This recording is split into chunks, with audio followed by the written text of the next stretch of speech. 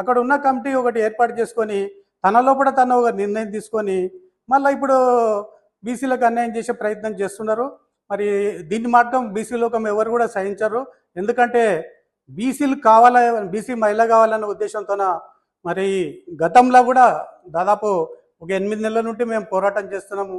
మరి బీసీ దాని ఫలితంగానే ఈరోజు బీసీ మహిళ కావడం జరిగింది.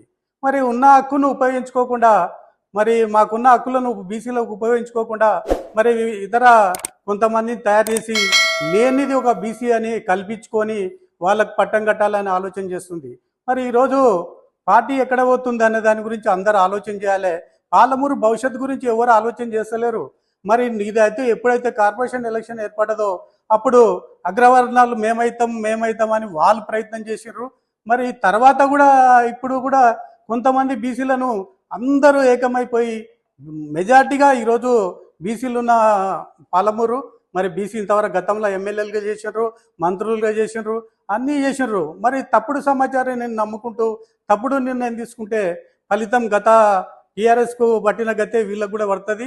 ఎందుకంటే ఆలోచన చేసుకోవాల్సిన అవసరం లేదు. మంచి మనుషులు ఎంతోమంది బాధపడుతున్నారు. సర్వేల పేరు మీద కొంతమంది బీసీలను తొక్కబడ్డది. మరి ఇంకో రకంగా చూస్తే ఇప్పుడు ఆ స్థాయికి వచ్చినాక కూడా మరి మహిళలను వదిలిపెట్టి మరి వేరే పదర్ క్యాస్టులకు ఇవ్వాలని చెప్పి మైనార్టీలకు ఇవ్వాలి, వీళ్ళకి ఇవ్వాలి. మైనార్టీలకు మేము ఎప్పుడు వ్యతిరేకం కాదు. మన అందరం కూడా కలిసి పనిచేసినాం. కాంగ్రెస్ పార్టీని గెలిపించాలనే ప్రయత్నం చేసినాం. పార్టీ ఆదేశాల మీద జర్నల్ అయిన ఒక వార్డు జర్నల్ అయిన వార్డులో కూడా ఎస్టీని నిలబెట్టి మనం అందరినీ కలుపుకొని పోయి ఈరోజు కాంగ్రెస్ పార్టీకి అందరూ అందరూ కూడా ఓటు వేయడం జరిగింది. ఓటు హక్కును ప్రశాంతంగా ఉపయోగించుకోవడం జరిగింది.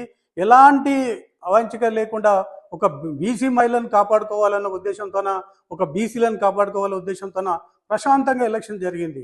మీరు ఎన్ని తప్పిదాలు చేసినా కూడా ఎలక్షన్ మొత్తం ప్రశాంతంగా ప్రజలు చేసుకున్నారు. ఈరోజు మరి ప్రజలు బీసీని కావాలని కోరుకుంటుంది. అలా పాలమూరు బీసీలను కావాలని కోరుకుంటుంది.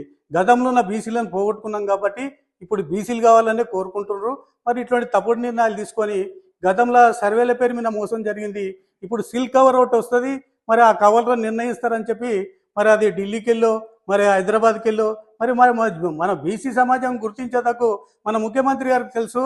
ఇది బీసీది మామూనార్లా కంపల్సరీ బీసీలకి ఇవ్వాలని ముఖ్యమంత్రి గారు ఆలోచనలో ఉన్నా మీరు తప్పుడు సమాచారం ఇచ్చి కవర్ల పేరు మీద మోసం చేయొద్దని చెప్పి మీ అందరికీ హెచ్చరిస్తున్నాం. మరి ఇప్పుడు ఈయన మీరు బీసీలకు వదిలేస్తే మాత్రం పరిణామాలు తీవ్రంగా ఉంటాయి. ఎందుకంటే మరి ఎంతగానో అన్యాయం చేస్తే ప్రజలు గతంలో కూడా చైతన్యం అనేది ఎందుకు వస్తుందంటే ఎప్పుడు కూడా బీసీలను అణచివేత కార్యక్రమాలు మీరు చేస్తుంటారు కాబట్టి